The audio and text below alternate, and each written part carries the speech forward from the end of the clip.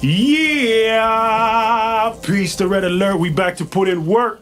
We here. Lab Chronicles, another installment, another episode with your host, yours truly, Slang Hugh, along here with my co-host and co-brethren. DJ Finn in the building. You don't know. No AKAs this week? I'm running out of AKAs. I hear you there still. That's why I never really started, because I knew it was going to go. The slippery slope we would have been on. But we're here. We're doing another interview with another legend. We on a roll, I can't lie. We're like on a legend call for the last month or so. And everybody's answering the call. I love that. I love it. One of the countries, one of the continent's best talents.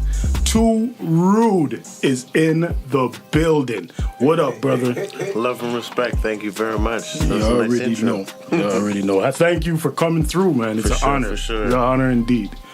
We usually start with our what we call it, staple question. What were you listening to on the way over here? The next single I'm releasing. The next record I'm actually about to release. I got a record with Tragedy Gaddafi and Smooth the Hustler and Case Story on the hook. Dope. About to release. That's pretty dope. Case Story is Caleb Simmons. So I'm just gonna ask, how did that come together? That collaboration with all three of those artists. I got hit up. Let's see, before Christmas. Before last Christmas by Tragedy, hit me up online. Was like, yo, you do beats, right? And I'm like, yeah. Then he knew I did the track with Pharoah Monch. They're both from Queens. So he's like, okay, you must be official because Monch always gets his money. Yo, what's going on? What's good? So he said, send him some beats. I sent him some beats, and yeah, one of the first beats I sent him, he's like, yeah, I'm gonna do something on this one. See. So from there, I connected with him with that. We did some exchange with money and all kinds of stuff, whatever, because I was like, yo, Gaddafi, I'm like, you're intelligent hoodlum. I'm like, bro, I'm not even going to front. I said, I'm a fan. I know who you are. I know what you do. Arrest the president and all that. Yeah, all that shit. So from then, connecting with him, I hit up Smooth the Hustler because I did my Thinking About You record. He's actually the rapper on Thinking About You with me from way back in the day. And I said, yeah, we should do something new. So I let him know I'm working with Tragedy. Would he do something with Tragedy? He's like, yeah. Him and Tragedy both agreed because they're real serious OGs from back in the day. Mm-hmm. Two different gangsters from two different levels. One from Brooklyn, one from Queens. And for them to connect... Work. It's history. They've never done a track before together, but they both agreed to do it. And as soon as Tragedy did his verse, I sent Smooth the beat and what Trag did, and Smooth was like, okay, cool. But he was taking forever, so I just got Tragedy's verse and shit, and I was just gonna go right with that. Yeah. So getting ready to mix down the record, getting ready to go, and then Smooth just poof.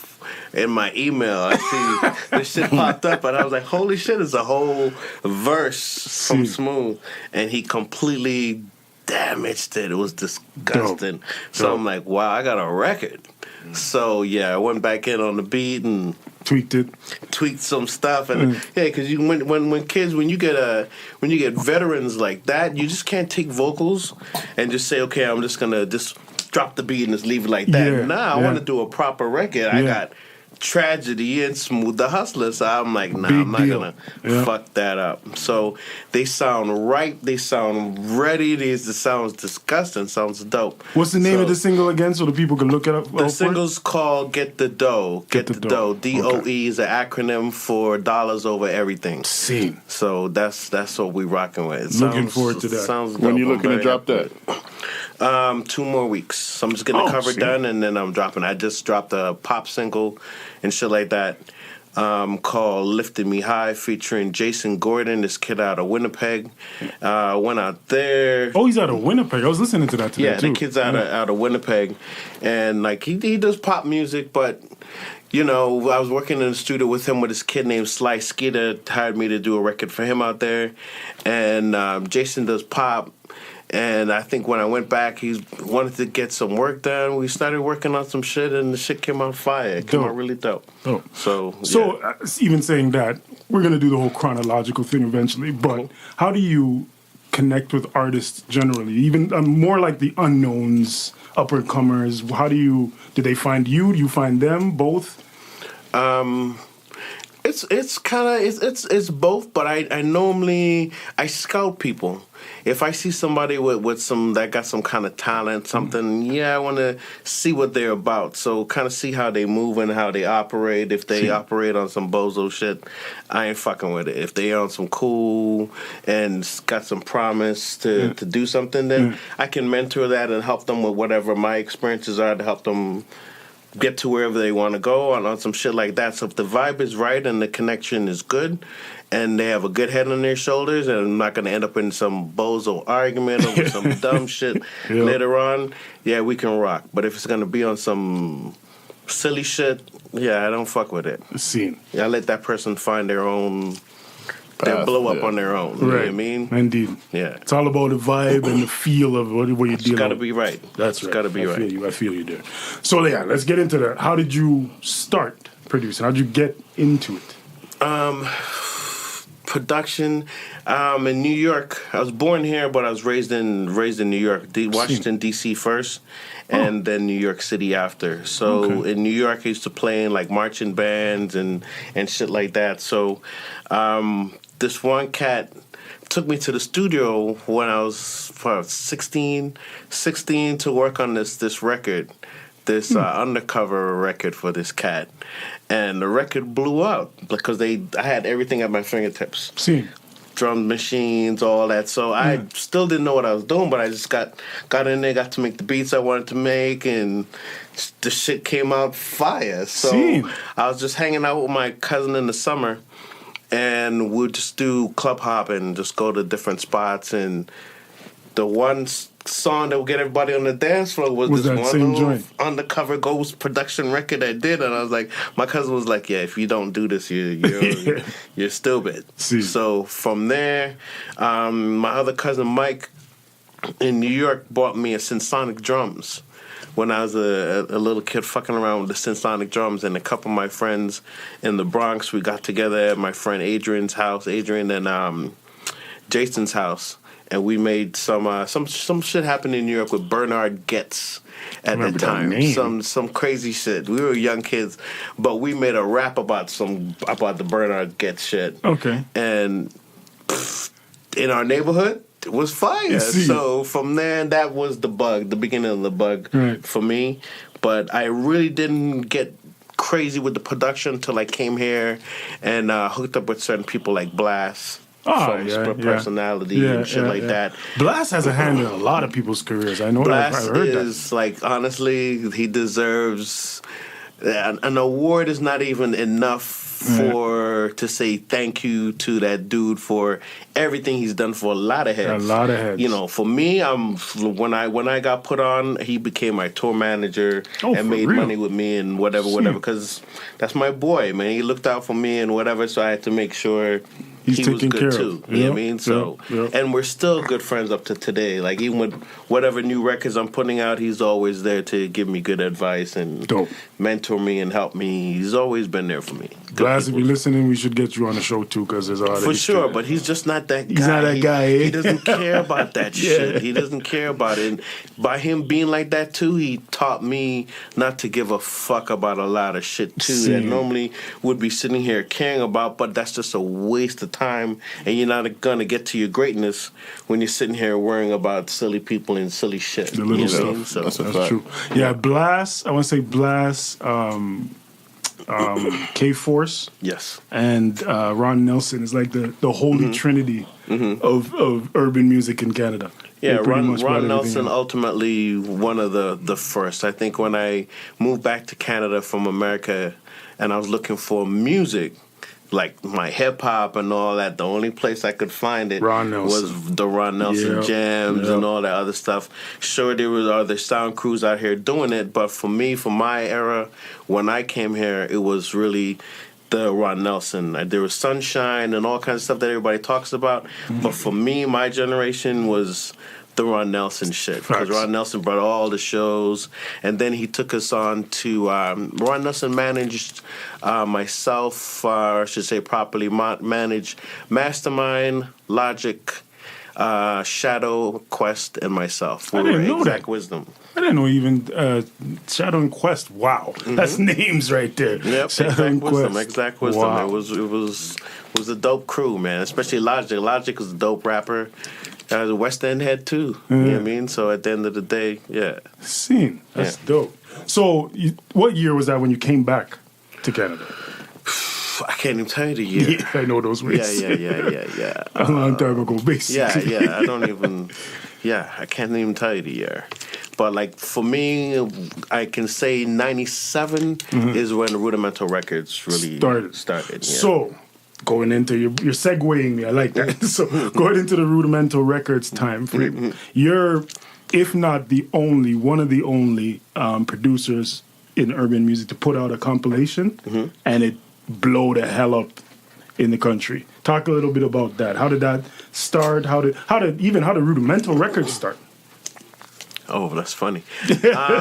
Okay, first it was with I started Ill Vibe first, but even before Ill Vibe, there was Steppin' Bigger Records. So I had Empire Crew, which became Freaks of Reality.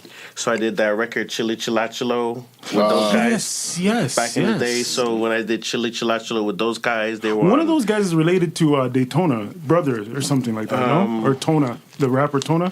Which one is Tone's brother though? I can't. There's Richie and there's Freaky. There's Mikey. Shoot, I Richie don't know. and Mikey. I don't know which one of those. I don't know either. But anyway, sorry. As you're saying. Where was I? You did a Chili Chilachilo. So that was Steppin' Bigger Records, and then after Steppin' Bigger Records, I kind of wanted to separate from that. Starting with that, I wanted to separate, so I created Ill Vibe Records. Ill Vibe, the name came from when Busta Rhymes and Q-Tip did the Ill Vibe, boom, boom, boom, and I was really on that. So I'm like, yeah, that's the label. So I went with that, and when I started Ill Vibe, it was just Eugene and myself, and then we brought on this asshole, awesome dickhead. We brought him on, and he had a problem with me being involved in the label. So from then, since I already created the name, so I already knew I still had power and ownership. So I'm like, no problem. You don't want me to be a part of the Ill Vibe. I'll just do my rudimentals, no problem. Yeah. So when I did the rudimental, I set up everything properly so that all the publishing and all that. She wanted to be a dickhead. I'm like, okay, well, you can keep your Ill Vibe with that. So when I bring on artists and I do all my shit, then I keep my publishing and whatever. And even when I got that deal was like a fucking welfare deal. So there's a welfare deal from, man, out of nowhere, because I got signed for peanuts. That was for the Rudimental?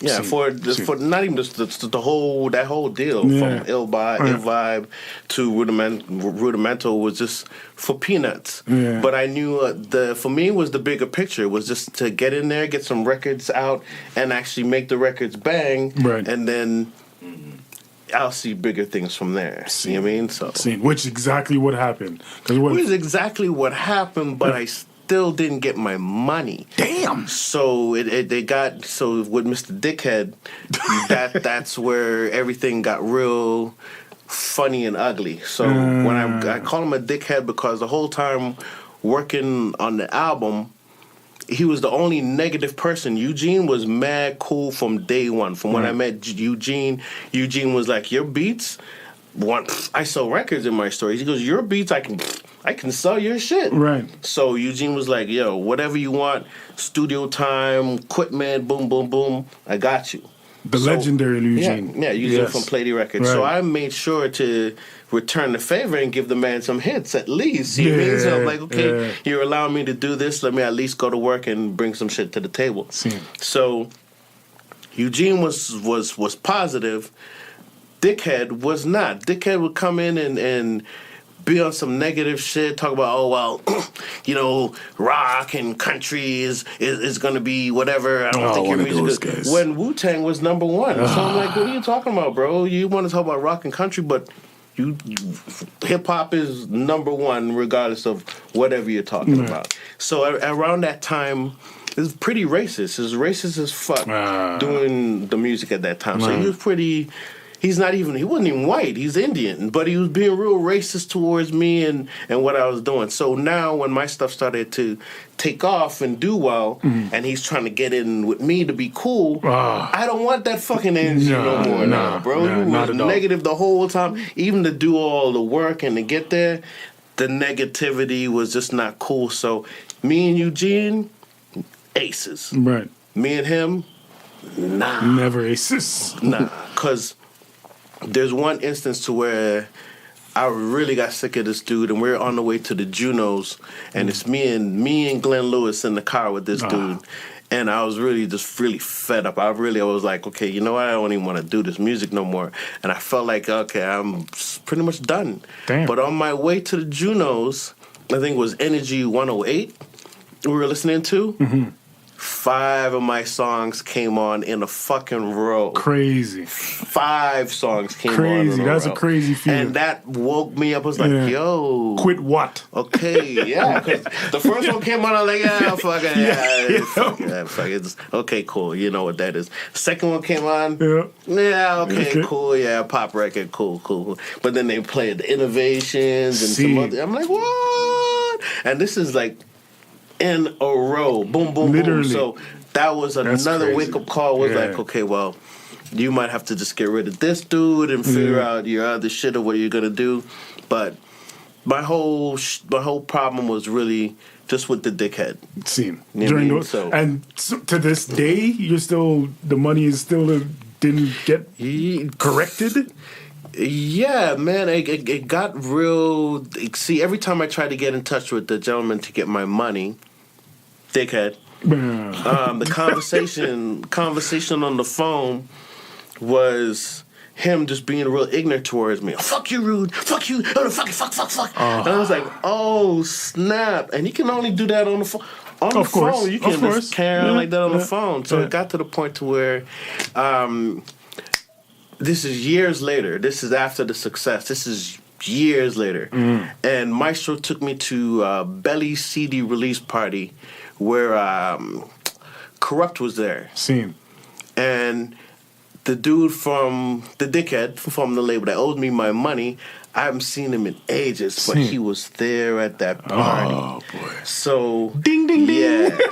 So I asked him to come outside so we could talk and shit. And he's like, oh, my wife is here. I'm like, yo, fuck your wife, bro. Fuck boom, boom. And I was not in the mood. I didn't want to hear about that. All these years, I'm trying to get my money, and now you want to tell me about your wife. I don't want to hear all that. Yep. So we took him outside. We had a little conversation. And it got heated, and it got crazy. It got real crazy to the point to where the next day Popo showed up on him at the studio. Damn. And I thought they were coming to get me to take me and shit like that, but they gave me paperwork to go to court. Seen. And I was like, oh, I was lucky. Because, what really happened was some fuck shit. You know what I mean? And, I had to go to court, but I got let off through court. The judge let me off because of the whole story of everything. Pretty much, I brought the gentleman Junos. I brought him all kinds of shit. Boom, boom, boom.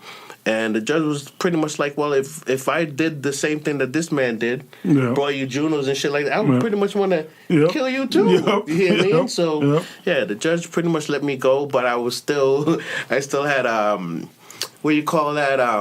What?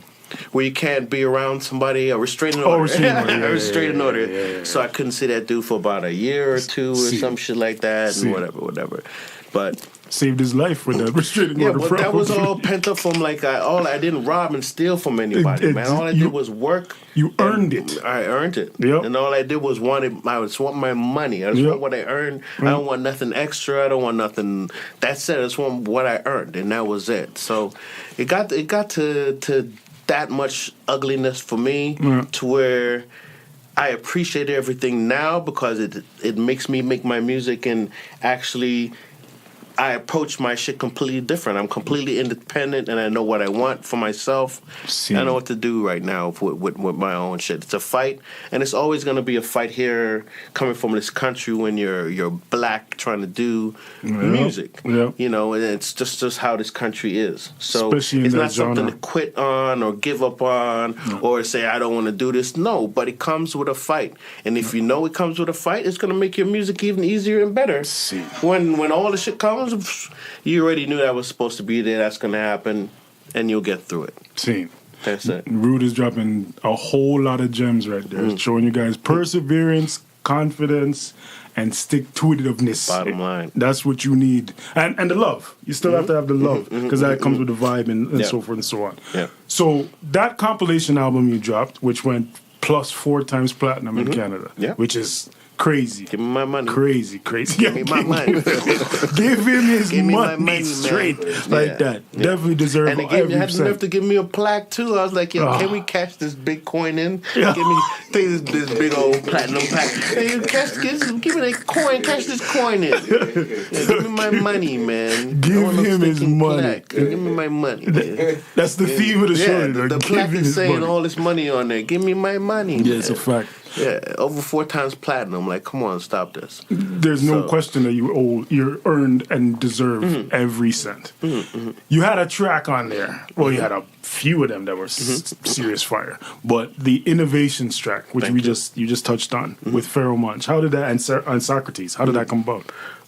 Innovations is the same. I went to How Can I Be Down in Miami. Shout out to BSA, the Black Student Association, KDN, and Paul Green and all those guys. They brought us out there. Dope. And when I went out there, I got to see and meet every artist Crazy. you'd ever want to meet. And a situation like that, those kind of seminars, they let you know that whether you belong in the game or not, whether you're supposed to be here or not, when you're around those people, how you communicate with these other artists, whether you gel or not. If you're not gelling, you're not supposed to be here. But when you meet them and they automatically just connect with you and it's just easy peasy, it's supposed to be here. So I handed out a beat tape at that time with some tracks. I met Monch. Monch heard my shit, liked it. We communicated, and I met Monch and Prince Post. So I met Organized Confusion at that time, and I was supposed to work with both of them. Right. But around the same time when I was doing the Innovations joint, Monch was like, kind of want to solo. Kind of want to solo. And I said, okay, cool. And then we wanted to collaborate with another rapper from here. So he liked Sox, and Sox was one of my favorites from here, too. So I said, okay, well, since you already know who Sox is, let me make the connection. And then once I made the connection, they connected in the studio. It was just instant fire, just crazy magic. Just 2 dope MCs just really just going at it. And I really have to give it up to Sox on that too, because for Sox, being from here back then and hanging with somebody as great and as amazing Trust me. as Pharaoh Monch, you have to give him his too, because he is just as great and amazing, because he hung and made that song bang along with him. Yeah, you know Sox definitely gave a confidence to the industry. Being able to hang like that. Him, and even when he did the joint with Common, like Sox did a lot of that. So you having a hand in that, I commend that big time. It definitely raised the bar around here. Definitely. There was also the Glenn Lewis track, which correct me if I'm wrong, is that the biggest track on that album? That and Thinking About You are they neck and neck. They go back and forth. How did that come about? Me and Glenn been cool for like years, and I was around him when I guess he was trying to get his deal. Tyrese's deal was Glenn Lewis's deal. For real? Yeah. Wow. So while they were working out that deal with his management, something went wrong, and I was Tyrese slid in. Since the paperwork and whatever didn't pan out properly with Glenn, Tyrese popped up on TV, man. I remember when that dropped. The Coca-Cola commercial? No. Before that? The first single. No, this is after. Oh, after that. Okay. And yeah, that bothered Glenn so much, man. And as my friend, I didn't want to see him and knowing how dope he was, I didn't want to see him go through that. So I was like, yo, I'll get you a deal. Fuck it. You know what I mean? So yeah, I was fucking around in the studio at home. What name the studio? Fucking, I just had my MPC and ASR 10. I'm playing around, and yeah, the beat that I was making in my ear sounded so stupid. I couldn't fucking sleep. It was retarded. So I called Glenn. Glenn's wife, he picks up the phone, and this is like 3-4 o'clock in the morning.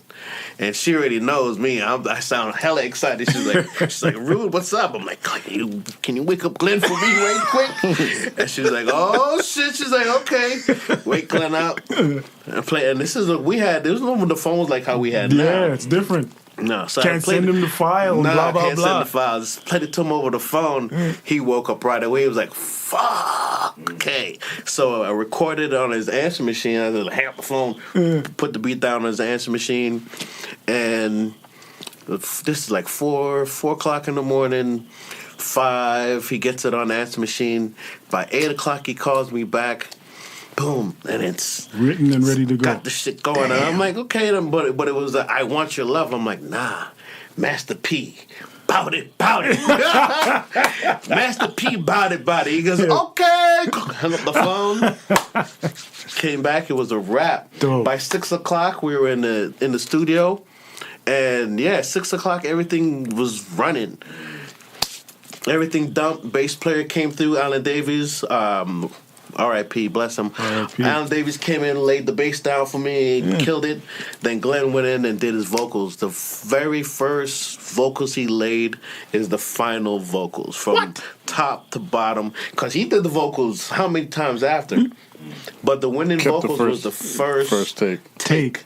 That was it. It was just fire. So you telling me that song was made in like 24 hours, less than? Pretty much. Damn. Pretty much. And that's crazy. And, we felt it. We knew we had the shit. Yeah. It was crazy. We felt it. And then by the time that joint was mixed, and I got to give it up to Drew, Big Daddy Drew, his manager, was his manager at the time. Okay. Drew's the one that made it happen, because when that shit hit the club, Drew got it played in the club. Me and Glenn are in the club. And when that shit dropped for the first time, the city was like, what the fuck is that? It was completely nuts.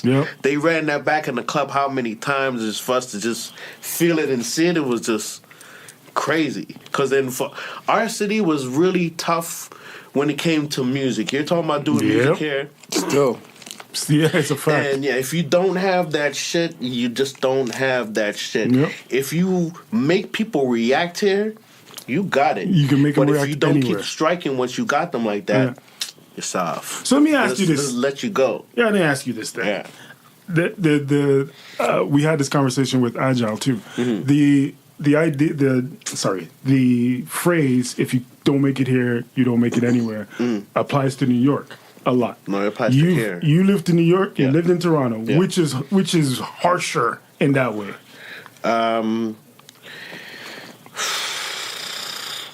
We got a school face capital. I would say here is harsher now. Okay. And here's been harsher since back in the day, man. Fuck, from when Keith Murray and Onyx and people got their ass kicked here. You know what I mean? Like shit like that. It's like it was. Yeah, I was. It's very proud to see when here don't take no bullshit. No checks. Because when groups used to come here back in the day, they just automatically assume that shit was soft. Yep. And then they'd have to just end up finding the real ones. Find out what's up. You know what I mean? So. Yeah, all that, it ain't where you're from, it's where you at shit, or that shit. What did homeboy say when he was here? Pusha T?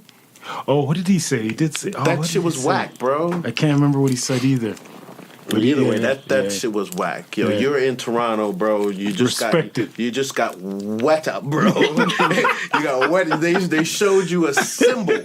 You're lucky you didn't catch the bullets. You got wet up a symbol. It's literally a different crowd. If it was back in them days, he would have got wet up. Yeah, he would have got a different wet. Got different kind of wet up. So I'm like, and then you have the nerve to talk all that after that. I'm like, nah, bro, that was soft. That was whack. Either you just do your show and just keep it quiet, or you just get out of here. Yeah, respect it.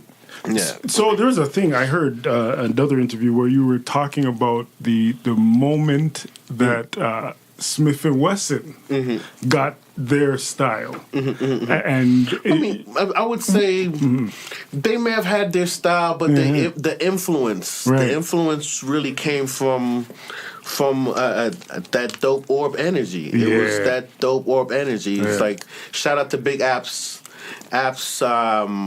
We were driving around Black Moon. Shout out to Buckshot and Five. Shout them all, yes. Good heads. Legends. Driving them around, and we actually brought them to the concert the whole night. So we're actually sitting there with them when all this was going on, when Orb and shit like that hit the stage.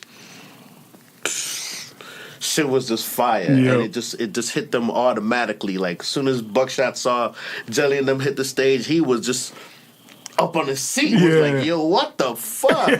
Because there's a difference. You have to remember, these guys, when they were here, they were just on the jazzy who got the props energy. Right. So for them to hear and see the reggae bass lines and the beats, and then Jelly and the rest of the Orb come out with Tim boots and the way they were fucking killing it, they were like, yo, what the fuck? Yep.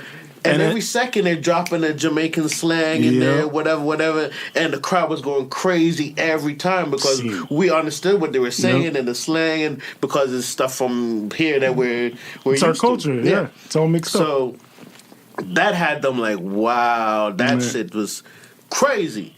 So for us, me and Abson being around them, we know for a fact, okay, that the hoop got the prop sound. That's what they had. Right. After it was they Soundboy saw Burial Orb with that, and that Soundboy Burial came, it was like, what? What? And then the patois wasn't 100. I was trying to step outside. The patois wasn't. It's not Jamaican patois. Like, them not know me. Like, what? What? Who? That was a significant difference right there. We still loved it, though, because it was still giving Jamaica props, and it was still giving that reggae shit some kind of light. And even at that era, that time with us around that time, anybody that dropped anything with some reggae, whether it's Born Jamaican reggae, hip-hop shit, or whatever, Toronto we was loved just on it. It's a fact. Jamal Ski, whoever was dropping whatever. Yep. Anybody dropping any kind of patois, it was like, boy. Anything to make us just go off, that was just the shit. But also, you got to give it to them. The way they did it still was dope, though. You know what I mean? It's fine. No, you can't. It still was it's undeniable, Their talent still shines through, regardless. That's a dope story, because I don't think a lot of people know that influence came from here. A lot of people don't know. So it's not knocking the Black Moon or those cats, but you have to give Toronto as props. You know, it's either from that or that Keith Murray joint that sounded like the Rascals joint. The Rascals dropped this joint, and all of a sudden Keith Murray's joint sounded exactly like that. I'm like, okay. Movie Stars. Yes. That sounded the same. I was like, that's crazy. And then also what happened with the Northern Touch shit. I'm like, okay. DMX. All right. Same Our time. influences out there. And also, what's his name? There's another cat from here that got his stuff jacked too by Kanye. That Slum Village joint. Oh, yeah. But I don't know who did that. I remember what's my guy from here?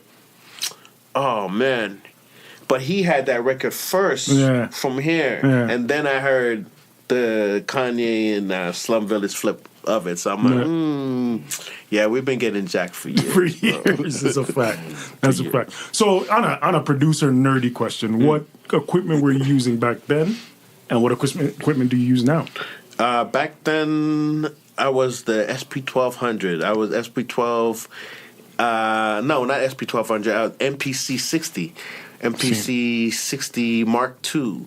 I was on that. And with the MPC 60 Mark II, you didn't have any, was it poly pressure or whatever it was? When you sample in that, the sample is just that, and it goes the full length or whatever the sample is. You couldn't cut it. It's that's it. Yeah. It's just you can't go ba, ba, ba, ba, with the noise. No, it's just ba. This is the one long note.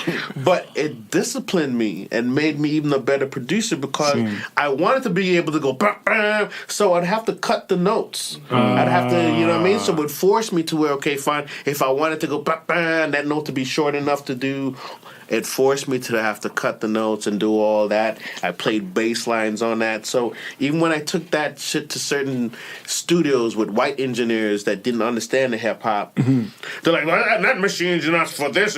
Oh, what are you doing with that? And they hear the sounds, and then all of a sudden when they hear you hit play and the sequence and the change in the bass line, like, what the fuck? It's not supposed to do it. Where the keys coming from? And then when he showed them, they're like, get the fuck. It's like, you're not supposed to do that with this machine. I'm like, that's what we out here doing. You know what I mean? When they're afraid to give us bass. All our mixes have to be CFTR. Like, can I get some more bass, please? That's too heavy. We want more bass. Trailblazing times. I understand. So what are you using now? I'm using Machine. Shout out to Native Instruments, even though I don't get anything for free. Shout them out anyway. Because I think Native Instruments is dope. Because I'm like MPC. I was finna get a tattoo, but they disappointed me because when Machine came through, they should have rode the wave with Machine. But they fell off and lost a whole lot because they're relying on the loyalty of the MPC users. But what Machine brought to the table, everything is cheaper. You get so much sounds, you get everything. And then if you have a problem or you wanted to fix something, you send them an email. The next fucking update, that shit is crispy. I'm like, what? That right there is what sold me on them. I'm like, okay, the update. Because before I was like, oh, fuck that. I'm not fucking with Machine. And when I started messing with the swing, I was like, it's not the same like MPC. It don't swing the same. And I'll clown them, send them emails. Oh, the swing, okay. Next update. That swing was coming with it. I'm like, okay. I had to salute him. Okay. Yeah, I'm original MPC and I went to Machine too, so I already know the struggle. The workflow is crazy with Machine. I mean, MPC may be trying to catch up right now, but they lost me though because it took too long for me personally for them to catch up. And then now the games they're playing with their prices, I'm like, nah, I'm not gonna pay that price when Machine only cost me how much? $400 or $500. Get out of here with that shit. And I'll tell the kids too, you're trying to get new equipment, go on Kijiji and buy the people that tried the equipment that can't use them anymore and go buy that shit off them. If you buy the first machine, they'll update you to what the new shit is. So the updates bring you up to par with whatever. And if a new update is something new they add to it, they'll probably charge you like $2 to get that update to bring it up to par. And that's easy peasy. If we had all this shit back, oh my goodness, this would be even crazier. I'm like, oh, you didn't want us to have this shit. And like kids right now that are complaining. It's YouTube. easy. YouTube gives you everything. YouTube University. Man, you had this man sitting beside me before I didn't even know how to engineer or do shit. I used to have to depend on the engineer to come in, even to turn on the fucking lights. Damn. In the fucking studio. Like, they know how to turn on the speaker, mixing board, nothing. Everything still to me was Japanese. I would come in and I could say what I want or get the drums I want and then get everything set up on the pad so I can get to work and make it on the pads. Right. But didn't know how to really lay everything out. Now with YouTube, I learned how to fully I can mix, I can do all that, I can shoot my own videos. So there's no excuse in this day and time for shit. Anything you're crying about right now, sorry, I'm going to tell you because I'm from back then. Right now, you just lazy. You a bitch. You just lazy. Simple because you can learn everything you want on YouTube. It doesn't matter. You can learn how to mix, master, market, sell all your shit, do everything on YouTube. Yep. Because you get that. Now, yeah, back in the day, we didn't have that, man. Back when you had to know somebody who already knew, and they had to teach you, and you had to be, because man, we're holding the knowledge. They didn't even want to really share it unless they liked you. You were your brethren or something. They were holding that knowledge. It's just a battle of who wants your brain. Battle of the brains. Who really is the real deal? Who really got that cool? Who really pushes that limit to come with that next sound? Because right now, that's what I'm on. Really, everybody is just imitating shit, and I push myself at least just to give me one little tail of difference in the music. I need to have something there to stand out for myself. I don't ever want to, and even for my sound back in the day, I circle. I like the circle and all that, but when I listen to Cardi's beats, I couldn't tell if Cardi did the beat or if Sox did the beat back in them times, or whatever. I'm not even disrespecting the heads, but I'm just talking about how it was for me. Sometimes I can't tell who did it. Right.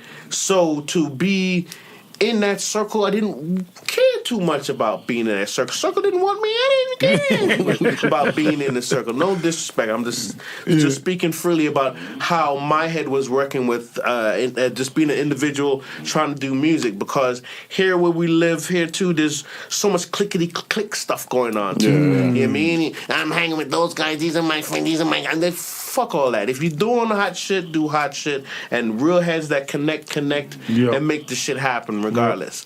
But all the heads that want to be a clickety-click and box this person out, whatever, you can't box the real fucking ones out. You can't box the real cool ones out. It doesn't fucking matter. You guys can hold your corner, and I'm okay with that. Facts. I don't give a fuck. Facts. So, and that's how everybody really should be. When you're doing your music, you connect with somebody, you click with them, let it be all cool. But if you don't connect with them, don't kiss ass. Don't keep it moving. That's it. There's way too many people in the world not to find somebody you actually want to work with. You just create your own lane. Create your own lane. Especially when you're starting out and nobody's paying you, giving you checks, nothing like that. You're doing it for the love. Do everything for the love and the like of it. You like the people that you're working with, continue with that. That's dope advice. That's real. So, what are you said you had a single coming out next couple weeks. What are you working on besides that now? Well, like I said, I just released a pop single. Right. Stories with the pop single now. Trying to get that added at radio. So for me, looking at that, the single I have out now is called Lifting Me High, featuring Jason Gordon. And also Alex Greggs is on there too with the remix. And trying to get this single played at radio. I just find it hella funny for a producer that has 3 Junos and all kinds of different awards and accolades underneath his belt for doing things in the city. I did Maestro, Stick to Your Vision, shit like that, and trying to get shit played at radio, getting all kinds of excuses. You know what I mean? And for me, I just find it funny that I'm getting all these excuses, but for me, I take in the excuses and I don't complain to these heads. I just want to hear what you guys got to say. Oh, it's too pop. It's too this and that. Da, da, da, da, da. You can have 2 pop? That's possible? Bro. Where is that possible? I was laughing my ass off. And I'm like, if that's really what you want to tell me, that's the excuse. This is 2 pop for the station. Wow. 2 pop. All right. What? Okay, like, that's man, what kind of shimmy bells do I have going on in here? I gotta check out my shimmery bells, bro. So I was like, okay, cool. This is what's going on. So it's when things like this happen, when you're doing music in the city or in anywhere, you just can't let things or the heads that want to judge the music. You have to really step outside yourself. You don't argue with heads. You look at what you're in. So the heads that have their position, that want to hold their little one spot, you mean their little one bossy spot, let them hold their one bossy spot, because 9 times out of 10 they don't make music. They don't know how to make beats. They don't know nothing about the music. The only thing their heart's following is what their favorite station, their DJ, my favorite DJ's playing that, and they're just nut rolling. They're rolling around in nuts all day. So, they can continue to do that. You have to stand firm and know who you are as the musician and what you're creating. If you're trying to bring a sound or something to the table and they can't share that vision, you have to understand that that's what's going on. Bring it somewhere else. Facts. To where it fits. And if it's too pop, let me go to where Popland is. Where it's not too pop. In the poppy place, and then services to all the poppy people. Yeah. But I went to you guys first because this is my home base first, and blah. So I figured, okay, I want to present it here. Yeah. You don't want it there? No fucking problem. Yep. That's cool. There's somewhere else we'll have it. And then when it takes off, this happens all the time. Mm-hmm. When it takes off, then everybody comes sliding back. Hey man, you know how that shit feels, my favorite shit. Yeah. So that happens all the time. So you don't worry about it. You just stay. Man, to stay you at all times when you're doing your music and you understand your surroundings. Mm. Even here, certain labels used to trip me out because they had certain people on there as A&Rs from whack rap groups. Oh. How the fuck can you be from a whack rap group judging other people's shit, telling somebody, we can't sign you because nah. You weren't I good don't even enough. want to listen to you, bro. Yeah. You're here in the meeting? Okay, well, I don't even think I even want to do this meeting, bro. Yeah. Because it doesn't make any sense. Yeah. You have somebody from a whack. I mean, whack. One of the wackest groups from here we've ever seen hit TV. And the dude is... I gotta get that answer off air, who that is. The dude is the A&R now telling you about he's gonna... No. And that's just built on relationships. It's not talent that got him that job or knowledge. It's pretty much he has a friend in there. Whack shit. Yeah. Whack shit. So always from here, when you're coming with your own creative shit... I just tell these heads, I mentor these kids into just now using TuneCore and just creating their own labels and just release your shit. Yep. If the big dogs are going to come to you, you just have to know what you want. Yes. When you release it and all the people with the big money, whoever wants to come to you and get into your business, you have to know what you want. Mm-hmm. Either you're going to sell your ass and your soul. That's what you want to do. No, the man said ass and soul. Pretty much, bro. You're surprised. It's no, I wouldn't. I probably wouldn't be. Sadly, I'm surprised. Your ass is part of the package.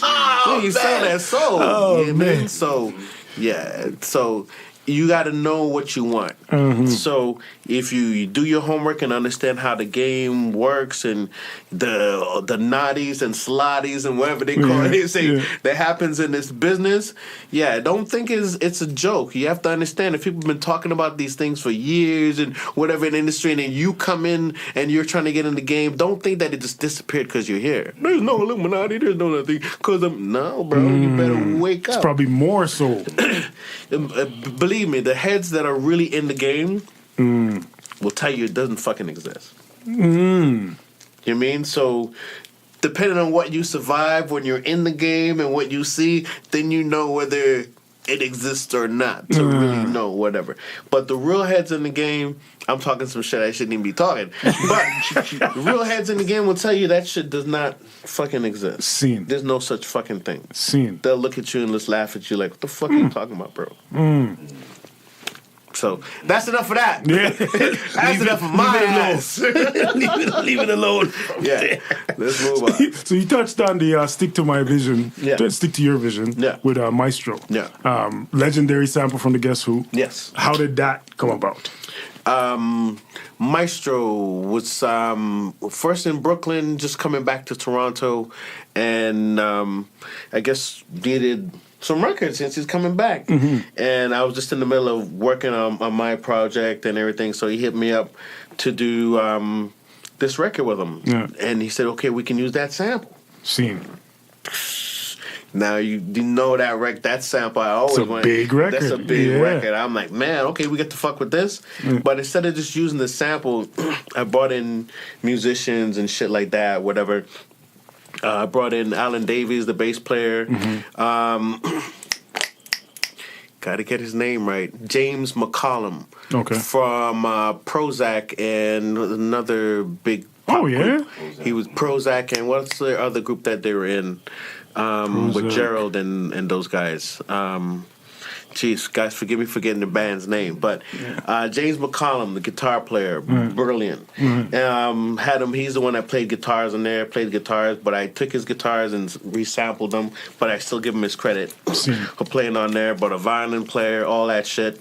So you basically recreated? Recreated the whole joint. Okay. And there's some shit going on with that, too, so I'm going to touch on that, too, since we're here. Touch away, bro.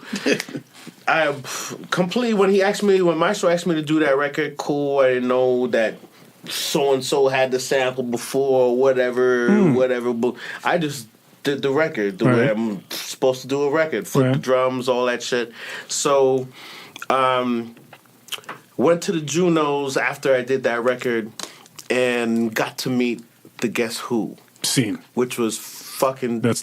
Dope shit. Because when they met me, Burton Cummins and Randy, they're like, oh man, I like what you did with the bass. I like how you changed that. I like how the strings came in. And for me, so they knew everything that you did. That blew my mind. For me, that was one of the biggest moments for a rock group. Yeah, that big, like the Guess Who, American Woman, all that shit. As big as that group is, for them when you sample them to say, okay, you changed the bass, you did this, you flipped that.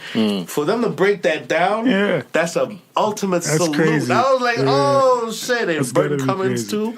You don't want to fuck with like Burton Cummins. That dude would knock your teeth out, bro. The handshake of pain. When I got that hand, I was like, holy fuck. I said that, yo. It's like that. Take your teeth out. The handshake. I've shaken lots of people's hands, bro, but that's Philosopher Kings. That's the other two. Okay. Yes. Okay. Thank you for looking that up.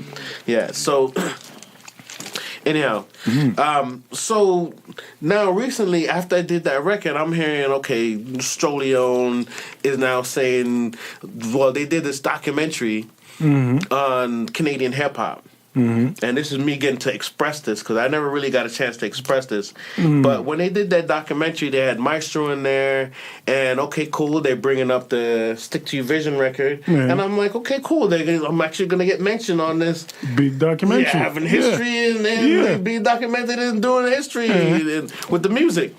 So when it got to that part in the documentary, they don't mention my name once. Wow. They mention the Guess Who saved Maestro, and Maestro came back. I'm like they produced it. Okay, the Guess Who, that was the sample. Cool. Wow. But they didn't mention my name one time. Damn. And it didn't bother me when that happened, but what bothered me was when my daughter picked up the phone and called me, and my daughter was like, Dad, yeah, I seen. I just watched the documentary. Don't be mad at that. She goes, I know that you produced that record. I know that you did that. Boom, boom, boom. Yeah. But for me, my daughter was a baby when I was coming up. So she was in the studio, and this guy knows too. She was in the studio with me when she was coming up. So she is owed that to me, for her to see that the work that her dad was doing during the time when she had time with me and didn't have time with me, that it's documented that he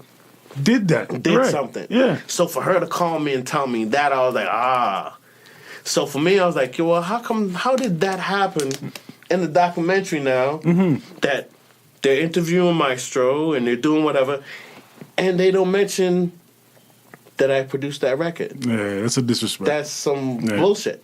So recently now, you guys are the first people I'm really getting to exclusive content. Like some real shit. Exclusive so recently content. now, they just had some. Maestro got inducted in the Hall of Fame and all that stuff due to that record and all that good shit. But they just recently had some shit, some show that they were doing here.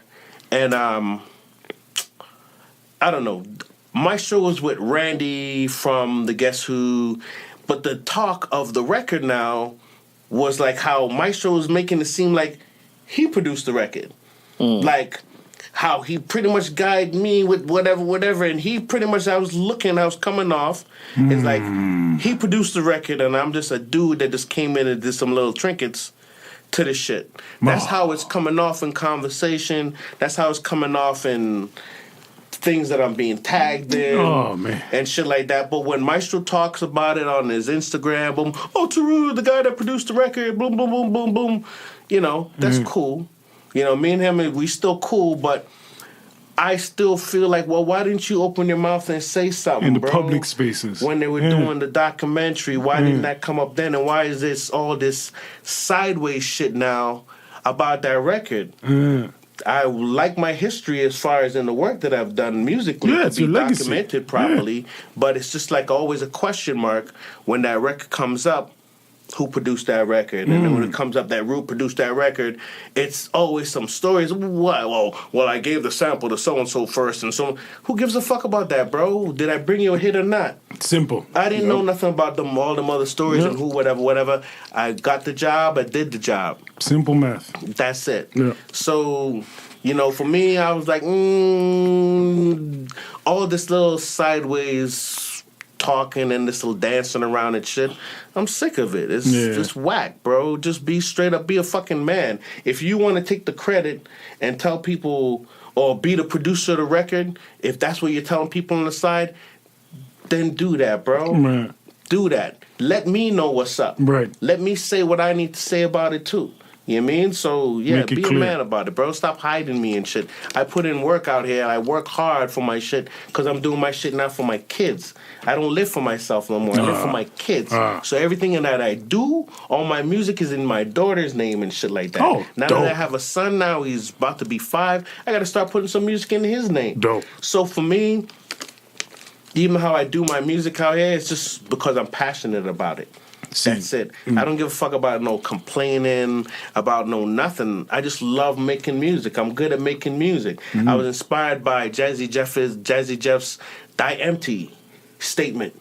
And that inspired me while I'm making music. Now it's like, if I really feel I'm good at making music, I'm the shit with the music, then I should really, if I'm doing this, die empty. Leave all everything my best shit here without arguing and complaining and worrying about whatever. Make the best music of my life right now because you know how music works. You're not dope. You're not going to be great until you're dead. Yeah. So if I'm doing this for my kids, do it wholeheartedly and fully for my kids. And because I really genuinely love music and want to make music, just do it because of that. And that's the only reason why I'm still here right now. Yeah. You know what I mean? I'm trying to make a little bit of my own pension, too, because all I've been doing is music. So I'm trying to catch some pension right now, do some hits, get some hits out the way, boom, boom, boom, catch some change, boom. I don't need to be a part of no naughties. I'm out of here. Facts. Make my quick change and I'm out. Y'all can take the rest. Yeah, facts. So that's it. So Maestro, fix up the thing, brethren. Shout out Maestro same way. Yeah, shout out Maestro, man. But at the end of the day, we're fucking men, bro. So the sideways shit, I don't like the sideways shit. Just be straight, man. Yep. And you tell me, like I'm talking to him now. Because every time you see me, you tell me, you produced the record, or where you're on the Instagram, you tell the world that I produced the record. But for me, personally, all that stuff doesn't count. Where it should have counted, it didn't happen. Places where it's documented forever. That's it. Yeah, I agree with that. Salute, bro. No disrespect to you. Thank you for hiring me to do the job. You know what I mean? And to work on your album when I worked on your album. I appreciate all that. I appreciate the good times. But let's be fucking men, man. Right. We have children out here, and there's history that we're laying out here. And us being young black men out here in this country, we have to fight for our history to live out here. So if you're doing the music, you can get faded if you're not fighting and documenting your history. And for any artist out here doing their music, you have to document your own shit. You can't depend and wait on anybody to say, oh, you did this, you did that, blah. You got to document it so we can read about it, see about it, or know that, that's what you did. But to depend on somebody to just big you up and talk about you, that's not going to happen here in this country. Facts. You got to do it for yourself. Facts. You know what I mean? There's so many dope heads here that aren't going to get recognition. People like S. Blank from another Park. forefather. People that really put in work. Yep. You know what I mean? But Facts. you don't hear these people, they don't get discussed. Yep. Peter and Anthony that did Maestro's Backbone Slide, producers, dope producers. You don't hear nothing about none of these heads. Logic that I was in the group with, dope rappers like that too. Yep. So many It's dope rare. heads. And I think that's what a lot of us that know.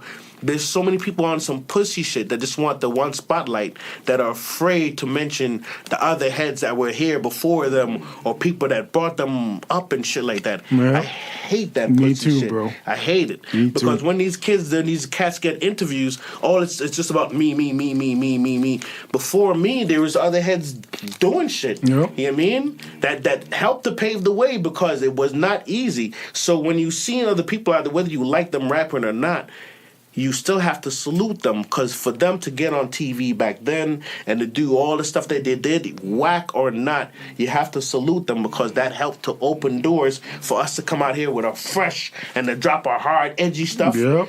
You still have to salute those guys that came with that stuff before, too. That's a fact. Because they give you confidence to do what you're about to do. Yeah. Or to step it up another level, take it to Dream another Warriors, level. all them Dream heads, Warriors. they yep. did so much work. Like Yep. for those guys made a lot of money. No. They opened up Because Europe for Canada pretty much. Europe. Yep. Come on, Yep. English pounds is Facts. more than American dollars. Yeah. You know what I mean? So to salute that, the only thing I would have to say about that is someone like Ivan Berry, someone like Farley Flex. You guys had something. You guys fucked it up. You guys could have had this urban shit on lock if you guys did business properly and weren't trying to snake the kids and do the funny ass shit. If you guys worked with the kids properly, instead of every new kid you saw, you just look at them as a quick meal or a quick buck. There's more money to be made. You would have had more fact. money, more shit.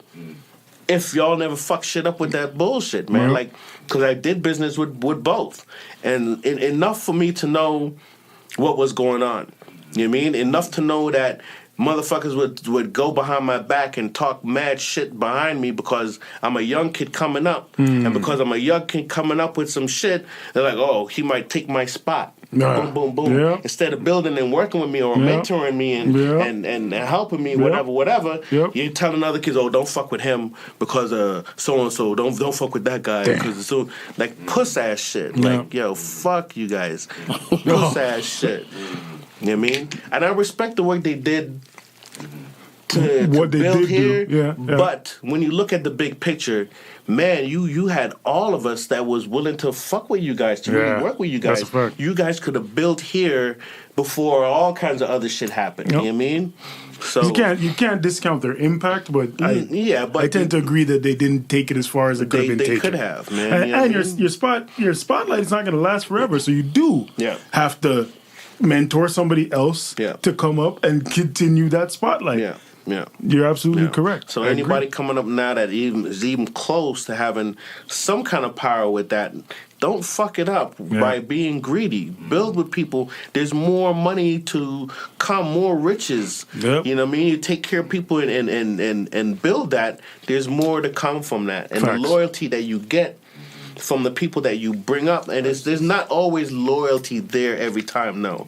But you'll know as you build with these people who to keep around, the ones that you know to keep around, and you build and bring it there, there's more reward in that. Yeah, that's a fact. Well, as the old saying goes, the people you see on the way up are the same ones you see on the way back down. Every time. You got to be good to people. It's a fact. Yeah. One of me and Sibs were talking about this. One of the songs that I personally like a lot, Harpoon Missile, with Melanie Durant. Yep. And In Essence, am I right? Drew from In Essence was on the chorus. Yep. How did that come about? I didn't do that record. Wasn't that you? No. My bad. No. I worked with In Essence at that time. Yes. So I helped to bring In Essence out for those kind of collabos to happen. Yeah, but no, I didn't work. I'm mad cool with fault. Harpoon Missile and all those cats. But I didn't do that record. That's right.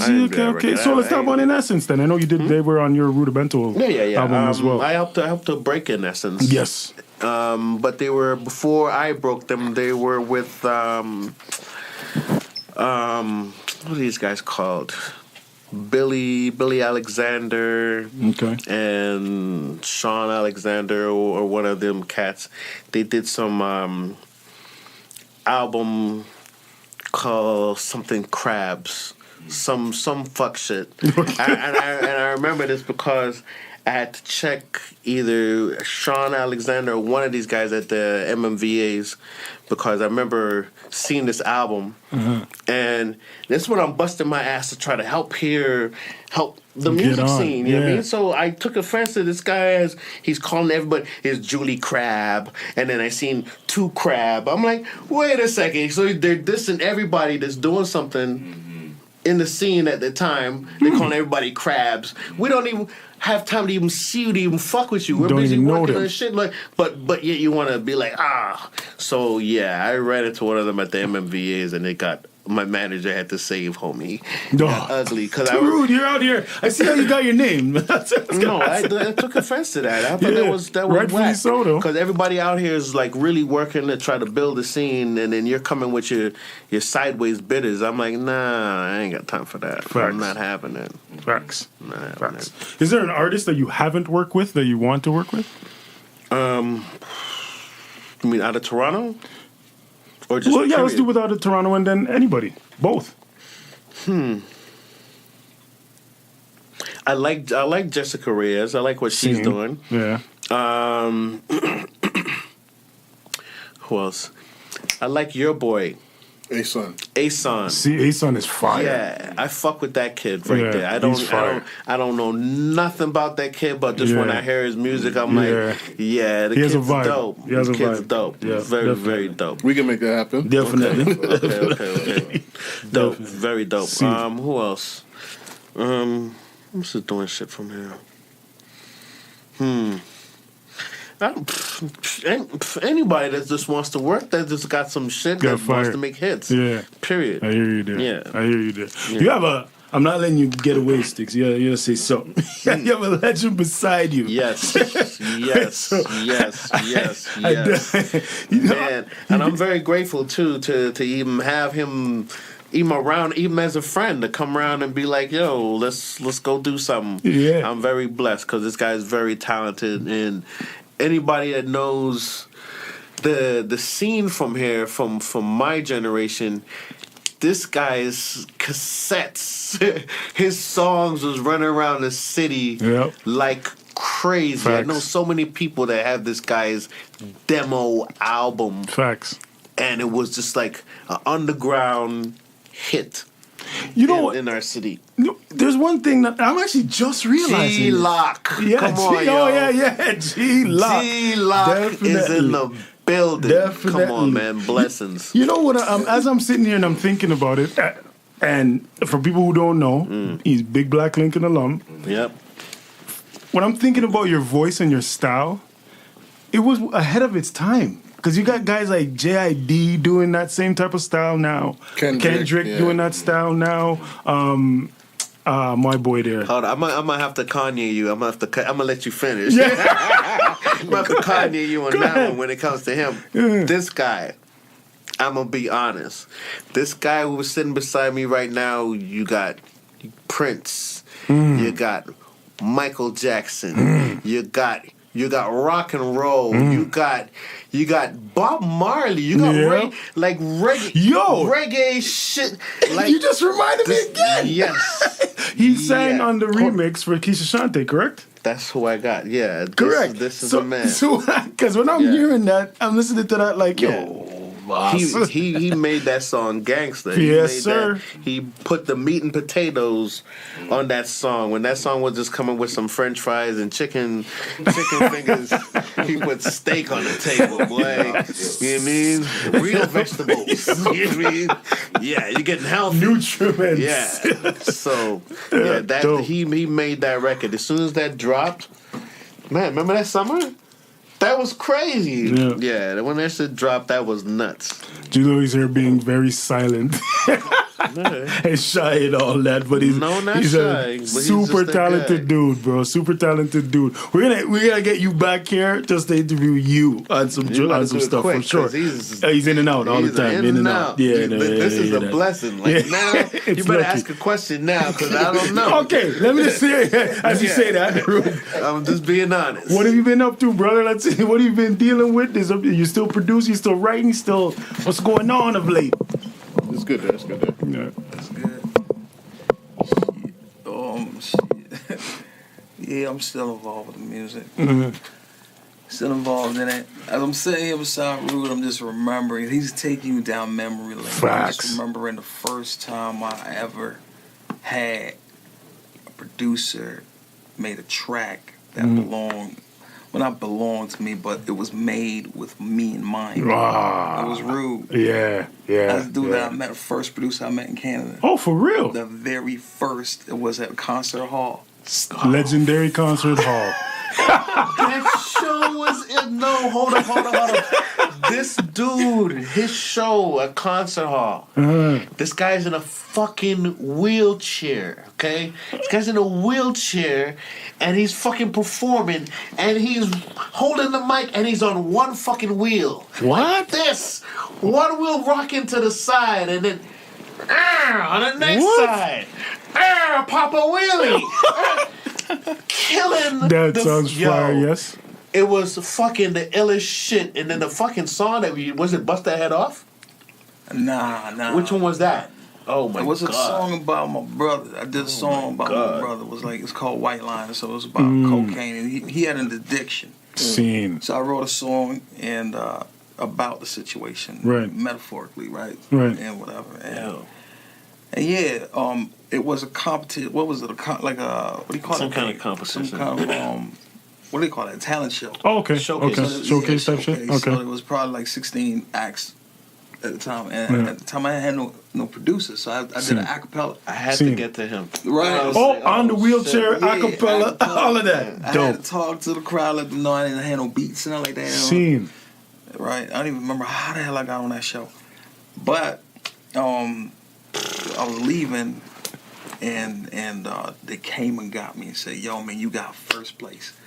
Because the deal was that if you got first place, you get studio time, you get this and that, whatever. And at the time, I was just fresh out of the hospital, was able to leave the hospital for home visits. Because I was living in the hospital. Oh, right? For real? Yeah, and I met Too Rude.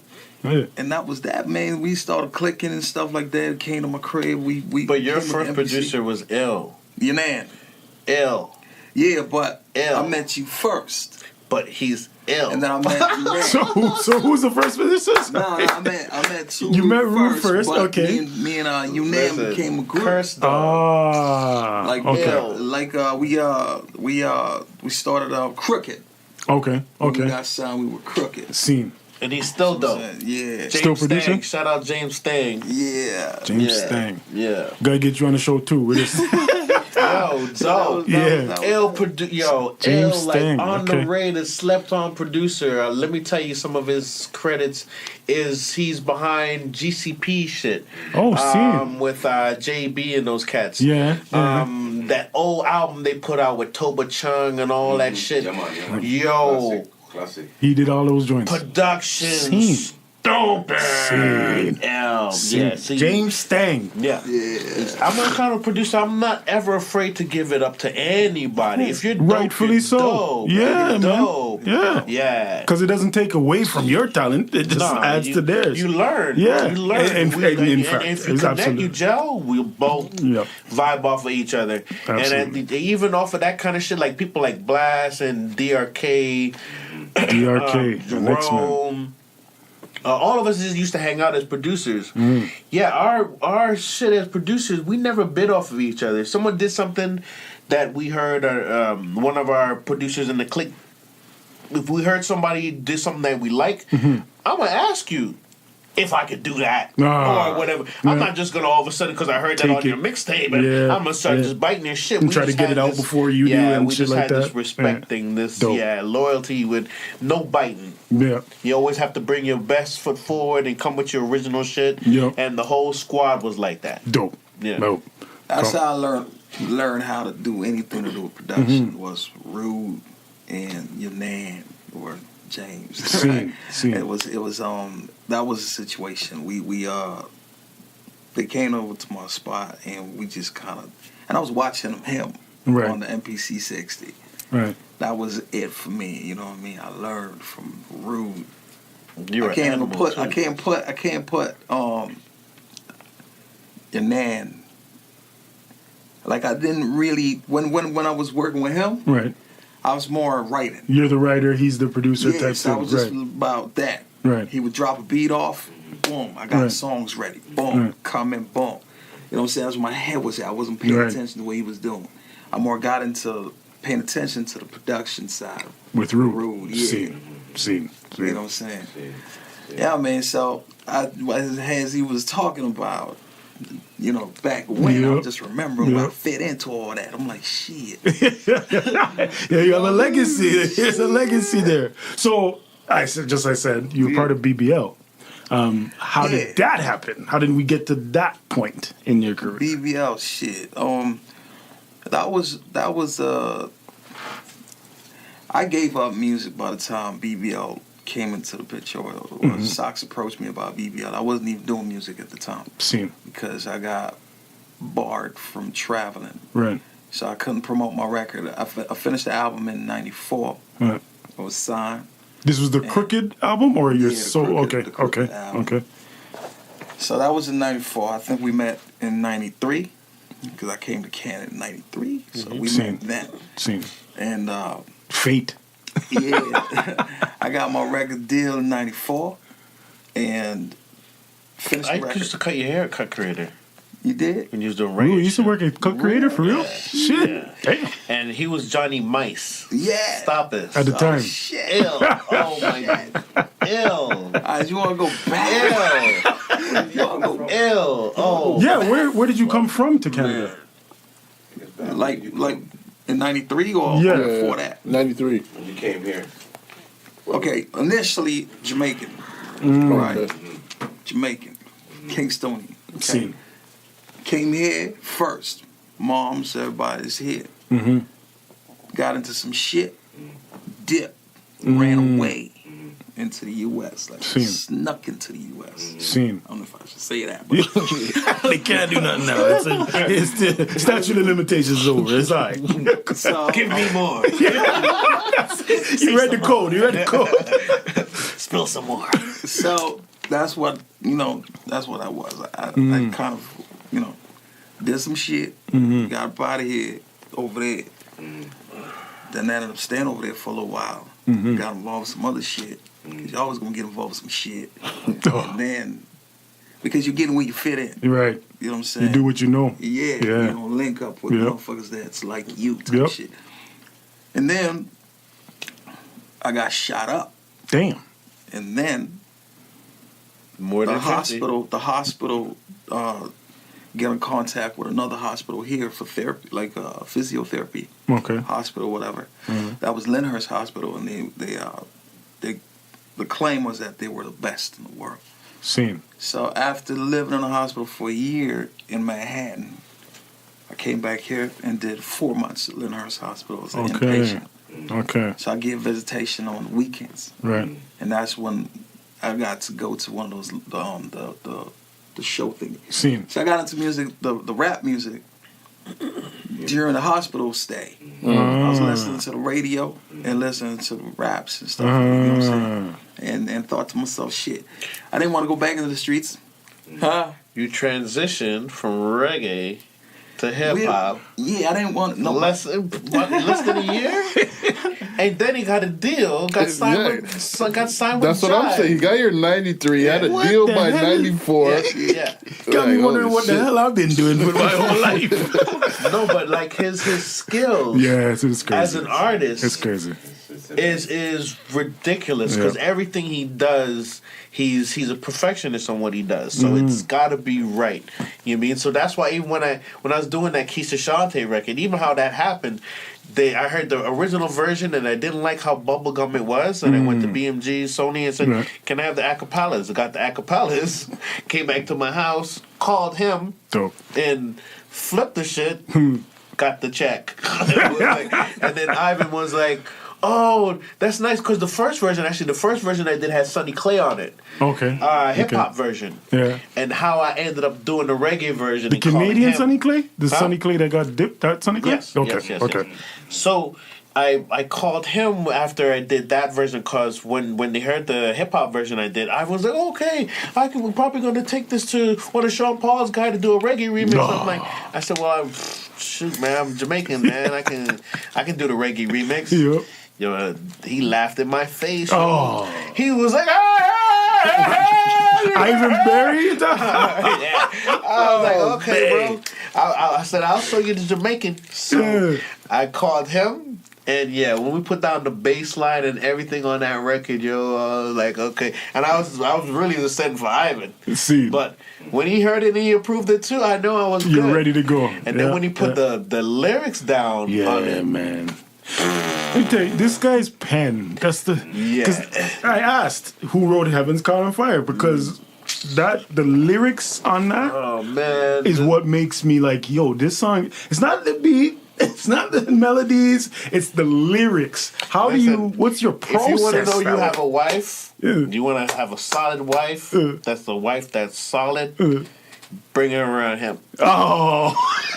If she stay with you, she's good to go. If he snatch it, don't bring a girl around me. He just did you a favor. Trust me. He just saved he's the meter. Divorce. You know what I mean? Yeah. So if that's gone, and she not a little, he did you a favor. You can't even be mad at him. You just like, okay, so that's what I said to you earlier. I said I had to dip my reputation. Oh, those vibes. Oh man. You can't be mad. Joey does you a favor. Like, listen. As Jamaicans say, full of lyrics. Okay, I'm going to put it this way. I do not make any attempts at anybody's woman. I'm just put that clear. Yeah, it's just natural shit. I don't make any attempts. I don't try. Okay, put it that way. It's not your fault. I don't make any attempts. I don't try to go at a girl knowing that she got somebody, because I don't want to get shot. I don't want to get shot again. Yeah. You know what I'm saying? Oh. So hold on a second. Oh my! I'm not even gonna ask. Let it continue. I was gonna ask. That's why you got shot. Them same vibes. No. Okay. Matter of fact, you know what? It was a similar story. Scene. Let me hear this. But I had nothing to do with it. I'm gonna put it this way, right? I was involved with some bullshit in the streets in Brooklyn. Shit hit the fan. I needed a place to run. Called my homie up. I'm saying, yo, dude, da-da-da-da-da. I called him from the subway station. I'm like, yo, da-da-da-da-da-da. And he's like, yeah, come through, whatever. So he put me up at his baby mama's house. I went to his baby mama's house. She had a girlfriend at the house. The girlfriend, I don't know who these people are, but I know the baby mama. Okay, so, whatever, da-da-da-da. We probably been in a house for about 30 minutes or something like that. And then they decided we want to go out and get chicken wings and whatever, right? So, so on the way out, I saw a studded hat.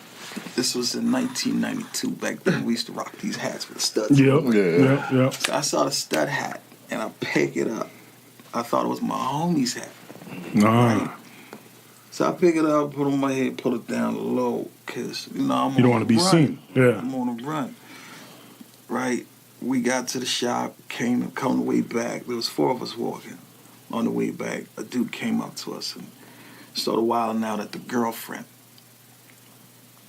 Now my homie's baby mama's her girlfriend. Seen. He started wilding on her. Put her in a chokehold, started strangling her, pinning her down on the ground, started doing those punching, kicking, all types of shit. Just beating her up. And because we were all rolling together, I was the type of dude that if we rolling together and you doing something like that, someone you're with me, I don't really know who the dude was. Yeah. You know what I'm saying? So I got involved in it. I'm trying to breathe, bro. You know what I mean? So I put my hand, I had to choke him to get him away from her. You know what I'm saying? And I heard him start talking now about the hat. And then he's like, him and his homies are like, yo, I got something for you. I didn't really take it seriously. Because I don't know nothing about, the hat or what his connection was to that girl. You know what I'm saying? But anyway, we just kind of let that shit slide. I didn't want to do anything and then I have to run again. So we end up going back to the house or whatever. The next day, I'm going to Jamaica record store. This is where Shabaranks and Lady Patra, their manager, own the shop. Oh, seen. Okay. On 176 or something like that. Right? Whatever. Anyways, I'm on my way to that shop because I know those guys, right? So I saw the dude on the other side of the street, like he slept at that, like he paid, like he slept on me at the house. Damn. That's what I'm saying. Waited for me to come out. So I'm on my way over there. He saw me walk up, and now I'm not thinking anything. I'm just thinking, I'm apologize to him for grabbing him the way I did. And I'm strapped, but I'm not thinking. Yeah.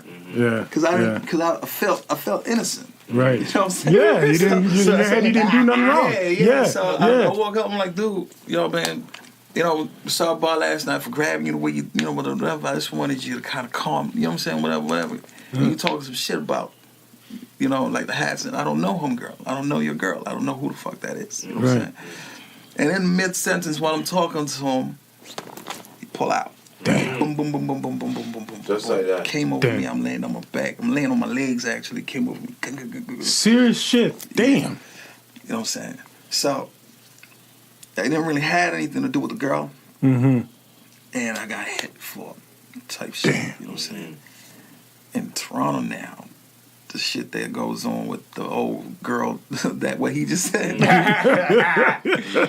Yep. Like I said, I don't really fuck with it like that. Yeah. I don't. You know what I mean? Right. But if me and some friends are together and whatever, sometimes they do shit like that. Sometimes they'll leave the girl in the car. You know what I mean? Just leave her for hours. I wouldn't even know. No one knew until the end of the conversation. I gotta go now. I gotta tell my girl to get shit. I'm sure she's hungry. She's been sitting in the car for the. God damn. What? Why? Because I'm not bringing my girl. That's bad. That's whack. Yeah, super whack. Listen, you gotta be and my family's on some bullshit like that too. Serious thing. Yeah, man. Me and my brother got into. My brother jumped in my face, man. Started wilding out because someone told him that I'm after his girl. You crazy, bro? It's just not the case. Wow. But I was a pimp. Yeah. I'm gonna put it there, okay? Yeah. I was a pimp. Yeah. I had lots of females. A lot of zombies. Oh, this guy. Rolling up to him I'm telling you. I know how you got your nickname, Rude. I know. Killing me, bro. I was. I got out of the game in 2014. Like I was done with it. Right? Finished. Completely. Yeah. Finished with that shit. Right. You know what I'm saying? I was in the game, though. I was. You know what I'm saying? I did it since music wasn't gonna do it for me. Like when I found out that I couldn't tour, I couldn't do anything with music. I wasn't going back to the drug game. I did the drug game. You know what I'm saying? But because now I'm marked, I have an injury. Right. I can't go into any kind of nonsense that Can't move the same way. Yeah. You know what I'm saying? Yeah. I'm like, whatever. So I stand out. So I got into the game that you fit in with a cane. You know what I'm saying? I'm staying with got jokes. This motherfucker got 2 Ks. Here, 2 chain? Nah, motherfucker. 2 Ks. You know what I'm saying? I got into that game, Right. And I kept it clean. I didn't deal with prostitutes. I didn't put no girl in no situation where she had, I didn't dealt with none of that shit. And I hadn't dealt with nothing, what do you call it? Like drugs, like putting girls on drugs or beating a girl up or anything like that. Right. I'm a man of strict principles. I am serious. You know what I mean? Like, if I won't fuck around. But at the same time, if you put me to the mindset where I need to do something to you. Different story. I don't want to be around you, baby. Exactly. I'm going to cut you the fuck off. Different story. Because you put me in that mindset where you don't give a fuck about yourself. Right. And you want me to do something to you to prove to you that I'm able. It's just not worth it. Yeah. Facts. That's a gem in itself right there. Yeah. You know I what like I'm that. saying? Coming from where you're coming from. Yeah, so. But what got me out the game now is I put so much fucking time into that shit. Yeah, I bought properties and this and that. Had cars and all that shit. The hot joints. You know what I mean? I had a Ferrari, I had a Aston Martin, I had a Range you were Rover, moving out there. 650, the brand as soon as it came out. Damn. You know what I'm saying? Bought my girls' cars and shit. Like, it was crazy. You know what I'm saying? And I walk away for a little bit. I went to Jamaica for a little bit. I stayed out for 7 months. I decided I was going to stay there because I cannot deal with the cold. You know what I mean? I don't blame you. Got involved with a girl out there, and she wanted to come to Canada. So we got married. And decided I was going to come back, settle down, whatever, you know, have a girl and whatever the case is. I came back to this joint because I already sold everything before I left. Came back, I had nothing. Right. You know what I'm saying? Then I had to stay at my brother's house in his basement for 2 months. And tempted to get back in the game. But I had nothing. And I now felt what it felt like to be at zero. You know what I'm saying? I have nothing. I came back with $64,000 in the bank.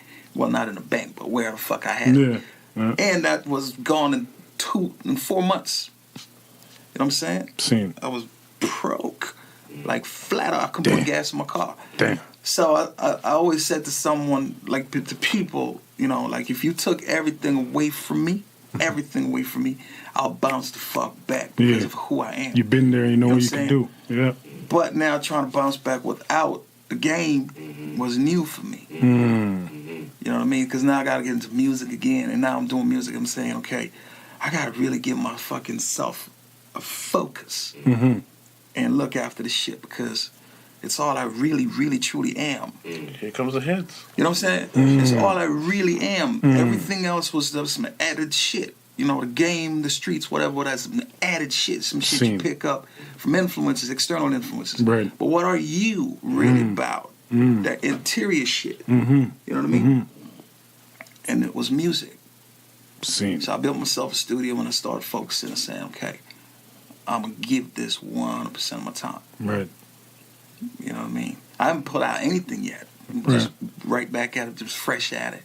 Just working at some stuff right now. But you know what I mean? I'm dead on about it right now. Like, this is it. I'm glad to hear that. So for both of you guys, what's your process? Like, how do you get in the vibe to make music? Even as simple as, do you turn the lights low? Do you have to eat some food? Is it curry goat, oxtail? What's the vibe? You know what's really real about it for me, man? Like with music, it's if you're really talented and really blessed, like for me, I can't give myself the credit when I make the music. I have to call out. I have to say the music gods or something because when I put my hands on the keys and decide I'm gonna boom, shit just happens. And then when I go back and listen to it, like, what the fuck? I did that?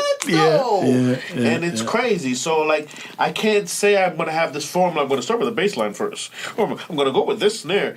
And that shit just, however you just going. Yeah, a certain drum, a certain kick could just affect you in some way. Fuck, that kick is just off. Okay, need this bass. I want to just put a reggae bass line with that. And you go for a different snare and different shit. Yeah, it's just how it talks to you. Right. Just however the music gods talk to you and tell you this is what you're doing today. That's what the fuck you're doing today. Can't really explain it. Yeah. For me, it's when I get into a vibe and I say, okay, I'm gonna work on something. Well, actually, I can't even. I don't take breaks. Okay. I'm constantly working at something. And what's happening with me right now is realizing that all the years that whenever you try to become successful at anything, I realize that success is not waiting for you somewhere. You have to become it. It's something that you have to actually like travel. It's the journey. You know what I mean? Of whatever it is your craft is, the journey is where you get your success from. The experience of it. Right? So I didn't go to school for arts or for music or whatever, so I had to sit and go through the school process of understanding frequencies, understanding melodies, counter melodies, understanding rhythms, what type of rhythm work, what type of rhythm. I understand every single aspect of the production part to it, then understanding harmonies, understanding different types of vocals that you might be working with, like female vocal, male vocal. So when I'm sitting down, I'm constantly studying, trying to get a full grasp on what it is, the principles or the hacks, if you will. You know what I mean? Like the thing that I could go to and I know what I'm doing. Right. Immediately. I just want to get to that place where I say, okay, I know what I'm doing right now. I understand. I know exactly what you're talking about. You know what I mean? Like you got to get, like I want to be mentally ready for whoever comes through the door, whatever genre, style. Yeah.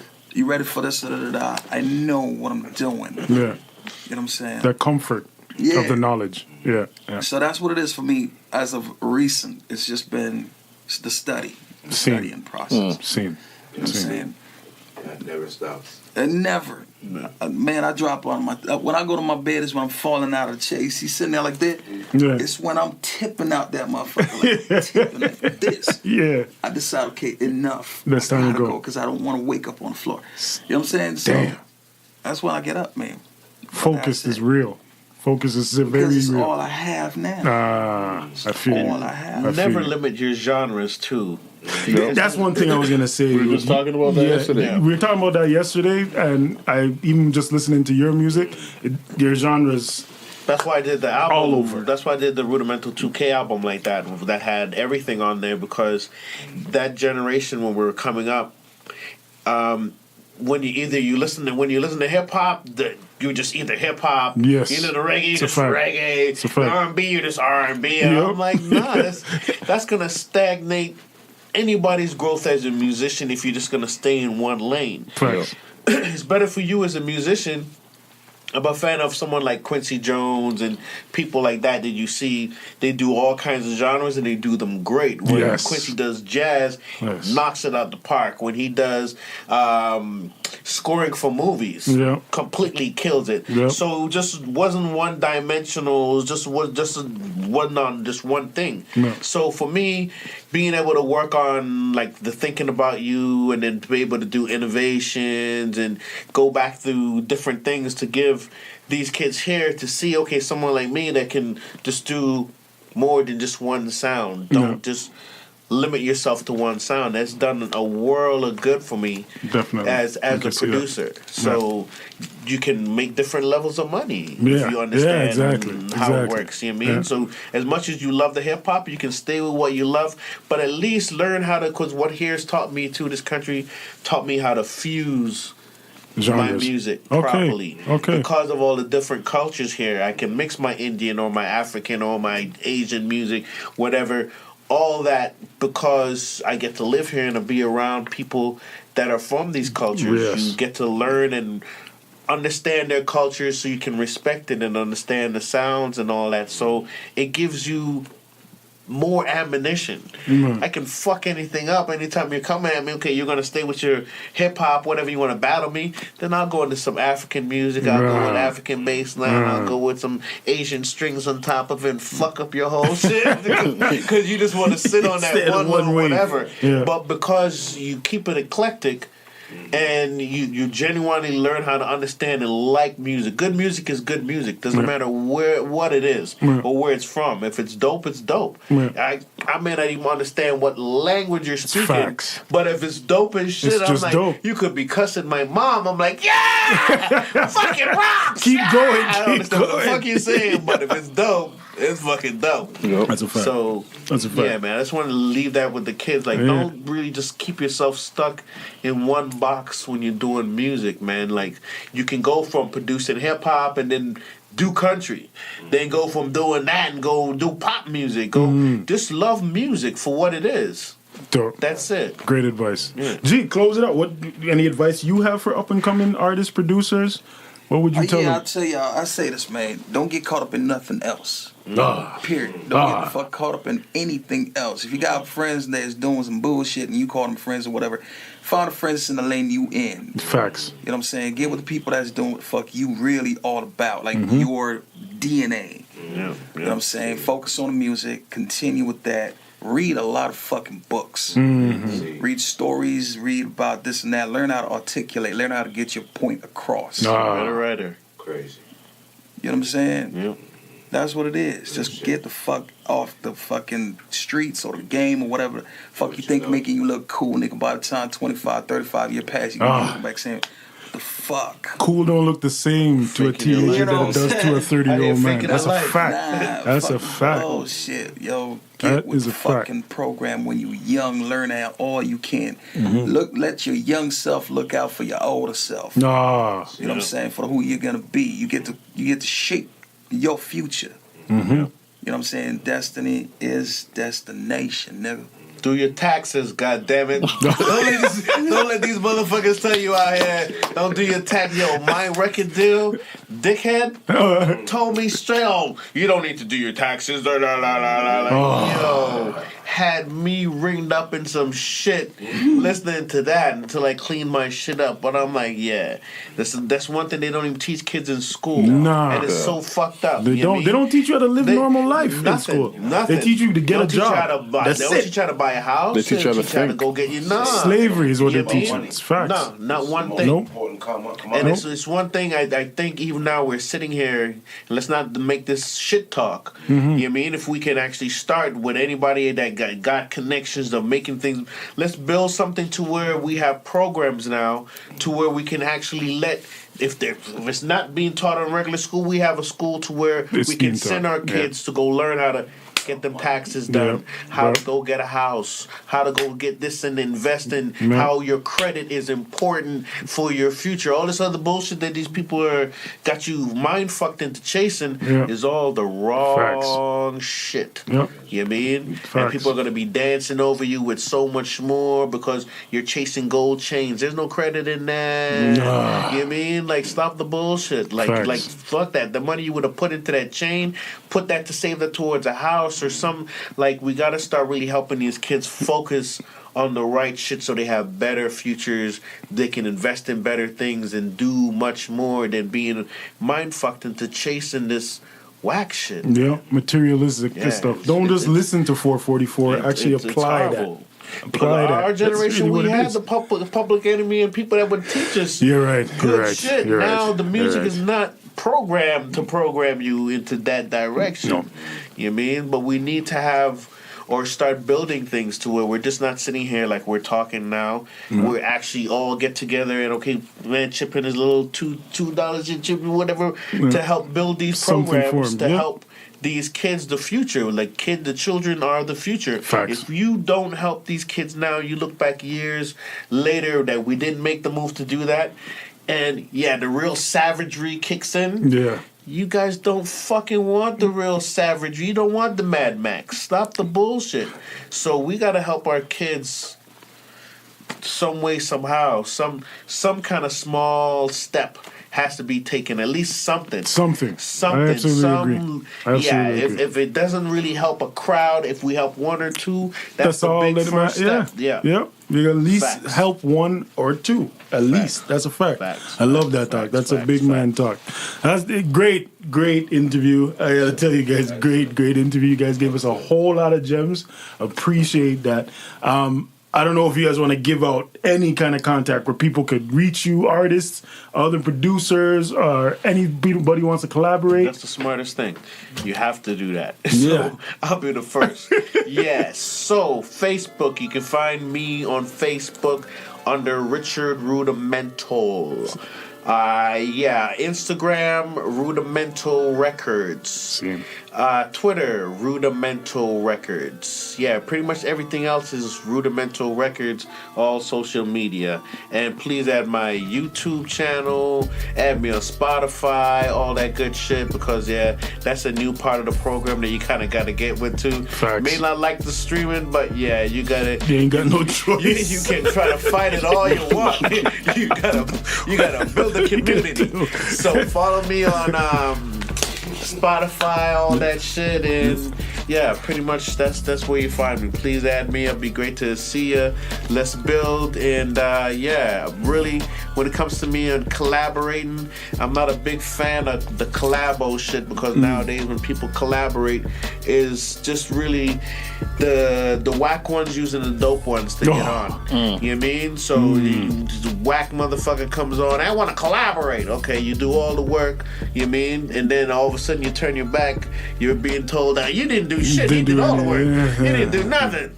Yeah, bullshit. So I ain't got no time for that. But yeah, if you want to do work, just talk business, money. Yeah. Facts. How much it costs for certain things and my time and whatever. Yeah, talk business. But anything else other than that, let's not waste each other's time and lives with bullshit. Like, I got no time for it. Don't blame so if you're me. into business and you want to make some hits and do some serious work, then let's talk. You know what I mean? I'm not into wasting people's money and taking their shit without bringing them something. You know what I mean? Facts. So, yeah. G, connects? Oh no, I don't have any contacts. Oh. No, I'm not on it yet. I'm not on the social media. Not yet. You're still building in the building process. Yeah, I hear that. You guys got blessed even to hear his voice. There you have it. You guys don't even know this guy even do shit like the this. exclusive. Yeah, not do shit like this. This the first. Yeah. Exclusive. What's up? Finn, give them your contacts. Well, you don't know, follow us, Gold Era Music, on Instagram. We got a YouTube channel, Gold Era. Twitter. No, we don't even do Twitter. No, we don't really do Twitter. Instagram, YouTube, Facebook group. Just hit the website, grab all all of that. all the products and music and all that shit. No doubt. You know me, Slang Hugh everywhere, SLANGHUGH. Instagram, Facebook, whatever you look for me on, I'll be on there. We like to thank again Too Rude and G-Lock for coming through and blessing us with their presence. Great interview, great, a lot of gems, a lot of jewelry for you guys to take home. So it's the Lab Chronicles, and we outie. Peace.